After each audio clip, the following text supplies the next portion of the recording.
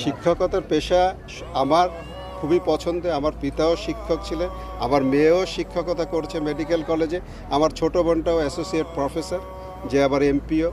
তা আমরা শিক্ষা খুব ভালোবাসি। এর সাথে অ্যাসোসিয়েটেড থাকতে পারলে এর চেয়ে আনন্দের আর কিছু নেই। আমি সুযোগ খুঁজব, মানুষ গ্রহণ করলে। আমার একটা ফিলোসফি আছে, wisdom has no value unless you share with others. আমার যে জ্ঞান যাই আছে এটার কোনো মূল্য থাকবে না যদি আমি অন্যদের মাঝে বিতরণ করতে না পারি। 81 সালে আর্মিতে ঢুকছি, তারপরে কত বছর, এত বছর ধরে ইউনিফর্ম পরতে পরতে ইউনিফর্মটা একটা চামড়ার মতো হয়ে গেছে। এটা খুলতে হবে ভাবলে মনটা খারাপ হয়।